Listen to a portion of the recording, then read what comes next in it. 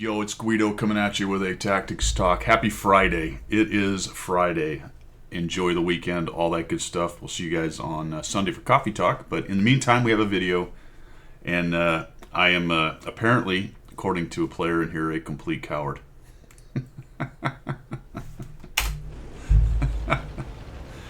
I think in internet gaming, one of my favorite things, in terms of the interplay between players, is how do I want to put this? A little bit of trash talk is great. I actually enjoy that. Used to be that if you gave me any kind of grief, you got both barrels. Slacked off, backed off, not necessarily slacked. Backed off that quite a bit. Especially when I was a CC, trying to keep it more or less even keeled. I'm not saying I've gone crazy or whole hog after that, but some of the training wheels are off, I guess. You still have to stay within the context of being a good person and taking into account that it's just an internet pixel tank game. But I've always found it fascinating when people start throwing around words like coward on an internet game. Just like, really? So I'm a pixel tank internet coward. I don't even really know what that is, to be honest. I find this light tank here. I feel like we need to get rid of this thing, the T-50-2. I don't really know if he's AFK or just shooting. I think he was shooting. I was hoping my little guys back there would take out the Pudel, but unfortunately he kills both these guys. He's on the way to killing this small 13 FL. So I feel like I need to get in here and help this guy out if I can. Put one shot on him. And the 13 FL11 survives. I just keep trucking because I need to get around this corner. I don't know what else is coming down the 1 or the 0 column right there. So we'll just tuck up. All right, so this is looking pretty good, at least from this game. No cowardice is apparent yet, unless maybe my going forward was cowardly. I don't know. You guys would have to let me know because I'm not sure. We have a good push over here. Now, I am top tier. There's 3 of us. There's 2 mediums and a heavy. They have a similar situation over there. They've got the Juto and the Comet and the 3002. There was a consideration in my brain to go over to the west side of the map because I was top tier, but I didn't really want to go face their heavies over there. This thing has kind of an indifferent turret, this little T-23E3. So I wouldn't say it's bouncy. On occasion, it can do you a solid and bounce some things, but it's not great, to be quite honest. It's kind of like more or less an M4 Sherman type of turret. So I'm going to come over here, and I figured, hey, we'll come over here, see if we can kill off their light tanks and whatever might be on the 0 line. Then we'll assess, as we usually do, take a look at the map, figure out, how much cowardice we're going to have to plug into the equation, and then maybe go down to about J9 and camp the rest of the game. No. I want to clear out the 0 column. If a push looks like a good idea, I'll do it. So I'm going to come up here and see if we can maybe find a couple of the things to shoot. There's a Comet in the middle, and I can see that our heavies, and to the Excalibur's credit, he's actually getting in there and doing some damage, so good on him. But that fight over on the west side it's involved, but it's not completely involved, and I can tell that a good stack of their tanks, especially some of their heavies and their Tier 7 3002D, are sort of sitting in the middle playing sniper games with each other across the factory, as is the T-29. So I'm not too bothered really what's going on over there at the moment. And we find this guy coming up here, so we have an opportunity to put some shots on him as he comes in. Try to back out of this and maybe shoot that hatch bit. There we go. I think he gets one on me. There we go, 88. We kill that off. Here comes a Ram 2. There's another opportunity. So they're pushing for some reason here, which gives us a nice opportunity to kill these guys off. Ram tries to turn, puts a shot on me. Good news there is he's got a little tiny alpha gun, and let's pause. All right. Things are looking pretty good. Not bad. They have a decent amount of tanks still hanging out around the factory. So what do? Do we try to push around them and have to go across some open area? Not really a fan of that, to be quite honest. So as I look at this, I figure, you know what? Let's just turn around here, and it'll happen in just a second, and head back around to where their heavy tanks are. I'll take my top tier tank and I'll go back over where their top tiers are fighting. Now fighting. Now I can see their Juto has appeared over there. Since I've had a little bit of time to come up for air, we'll go ahead and bail out of this fight and head back. So I don't really see any real use in pushing. But of course, everyone else who was on this flank and the zero column here, for some reason, feels like it's time to keep pushing in. If I was a bit slower, I might have gone with him, maybe a bit heavier, but I've got some good mobility on this tank, and I'm starting to see, it's looking like over on the west side, we're kind of starting to lose that flank. So we'll take the firepower and the top tier guy, and we'll head on over this way. Remember, internet coward, so I'm running away. That's what I'm doing. Running away. We'll go down to K1 and start shooting. Get like a 45-degree elevation and just try to drop some shells on people. Maybe the AT-8 back there in A1. So if I could shoot from K1 to A1, let's see if we can. No.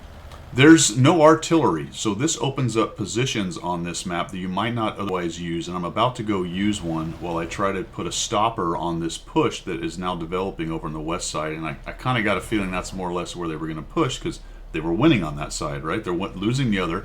If you look at how many tanks are still around, they have a decent stack up, a decent bit of control of the northwest of the map, and we've got basically the southeast of the map. So I want to put my tank, my top tier tank, over where their strength is. Try to help out with this KV-1SA and the T-29. I was switching over to regular ammo because I wanted to shoot down that thing, but the Juto made a move, and fortunately I both shot through it. Moron mediums. Moron mediums. I forgot. I was also a coward, though. Alright, so coward comes later. First I was a moron. I didn't realize I was a moron, so that's good to know, though. Now that I've read it, now I understand exactly how we got to coward. First I was a moron. Medium. Now, to be honest, I don't know if he's talking about me or the Chi-Ri. Maybe both. Who knows? You don't know who they're looking at or who they're really talking about. Which brings on another subject, actually, about the internet cowards and yapping and flapping your gums on the chat, which I have done, right? The mea culpa. I've showed you videos where I say something stupid and something like, "Oh, terrible deployment," and then we win by a mile. Happens. I think the key there is that you admit when you're wrong. All right, here comes the Juto. So we sneak one on him. He's doing a little recon by fire. Now I eat a shot from him. All right. The problem, one of the problems with this tank is you got to be careful about trading 1-for-1s with this tank because you're only dropping about 115 alpha, I believe. It's just a little 76 millimeter. Yeah, 115 alpha. So a trade of 330 to 115 is not really a great idea. The less you can do that, the better. This tank, you want to be able to take 2 or 3 shots for every shot they get, or 0 from them, ideally. But 2 or 3, maybe a return shot, 2 or 3. That's the only way you're going to win trades with this thing. And against somebody dropping 300, it's more like 3, right? All right. So I'm just playing like a moron right now. So back to what I was talking about, you don't know what, when people come up for air, and I've had this issue as well, SA is a perishable thing. Sometimes you think you know exactly what's going on. When you come up for air, you look at the positioning of other people on the board, and you're like, idiots. Man, what are those idiots doing? That stupid T-23's been hanging out in the back in the southwest corner the whole game. Well, not exactly. Not all of us can keep track of where everybody is. I know I certainly can't know where everybody was unless I look at a replay. And that's one of the strengths of looking at a replay like this. You start to get an idea of where people are. That was just plain old lucky, but I'll take it. Here's that trade thing I was talking about. 2 or 3 shots for 1. Just like that. I was looking for that track. All right, as I was doing this, you notice I was looking behind me a couple times. I'm worried about that KV-1. And honestly, if he'd have charged in earlier, we'd have had a bit of a problem right there, and then I wouldn't have been able to force the Juto back around the corner because I'd had to turn and fight the KV-1, and depending on how much backing up I had to do, I might have even backed up into the Juto. So the KV-1 really lost an opportunity. I think he might be a bit worried about the T-29 hold down over there, and that's a valid concern because if he crosses the open area here, that T-29 might get a shot, or even the Chi-Ri, depending on if he's got any SA on the Chi-Ri being over there. So that probably had a lot to do with him not crossing. And pretty quickly, I'm like, all right, where is this guy? Let's go look. We got to turn around. The Juto actually made a little poke. I might have got him, but I'm glad I turned around because now we got the KV-1. You'll notice that I get a couple lucky bounces here, which really works out in my favor. There's one of them. 2 of them. All right, so those weren't actually fantastic trades on my part. The good news is I bounced them, but had I not bounced them, I'd have been down to basically a 1-shot off the KV-1. So a bit unlucky for that guy to not pen either one of those. That's an instance where the the turret did a decent job of bouncing things. Or potentially he bounced off the armor right there as well with a decent angle. It kind of depends on where he was aiming. And boom. So there I ate one out of that. So we take him down. I do take one shot of actual damage. Another thing to think about here is micro positioning. I am too far left on this slag pile. Watch what happens right here. I have good depression, but not enough to do what I want to do. I should have had a shot on his lower plate, but I don't have it because I'm up on this pile. If I'd have been right hither, fellas, just a little to the left, to the right from this view, to the left from this view, I'd have got a shot on that guy's lower plate, and had it hit, I might have shut that guy down right there.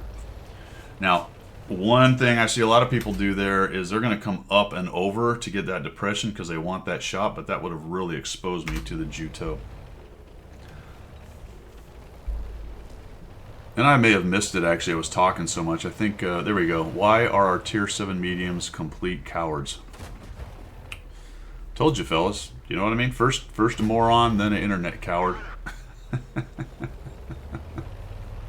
That's from the KB1S. You know, honestly, I'm giving the guy a little bit of grief, but I don't know what he saw or what he thinks he saw. I think what he thinks he saw is probably more important than what he actually saw in that case, because he felt compelled to type the old internet coward thing, whatever the hell that is, to be honest.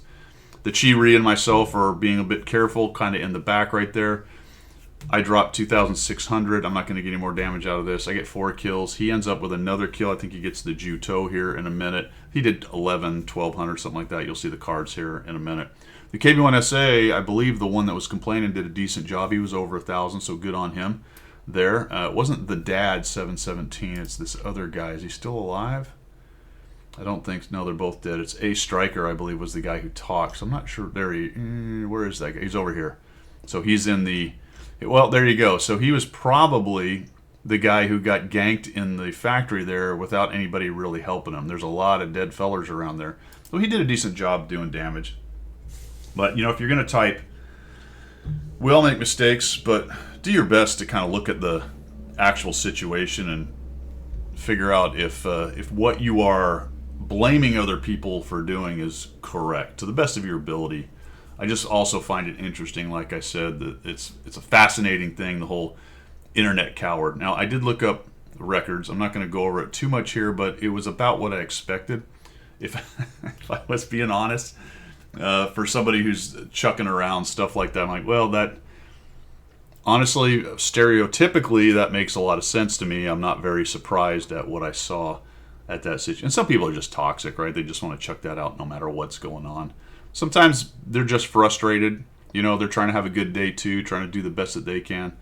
Sometimes, like I said, they think they saw something that was bad, and without knowing the full context or really having what we'd call global SA, meaning I know everything that's going on, which is virtually impossible to have. The reality of the situation is that a lot of times you're just going to be wrong. Now, I was looking for Year of the Ram right there. Not very close, but I was inbound. The plan was around. Oh, wait, we got to do a little. There we go. And someone takes a shot. I don't know if someone was shooting at me or what. Is that somebody I know over there? Where'd that shot come from? Over Bodis, Ray. I don't know. Don't know any of those guys. That was a real late shot. I don't know if they were shooting at me or saying hi or misclicked or whatever. So there you go, guys. You know, sometimes you're just a moron and an internet coward. That's. I would, if that's true, then I would like to have a lot of moron internet cowards on my teams. Because if they can drop 2,600 and 870 assists, 4 kills, and help my team win, then I'll take some morons and some internet cowards. That's all I've got for today, guys. Let me know what you think down below. Have a great one. We will see ya.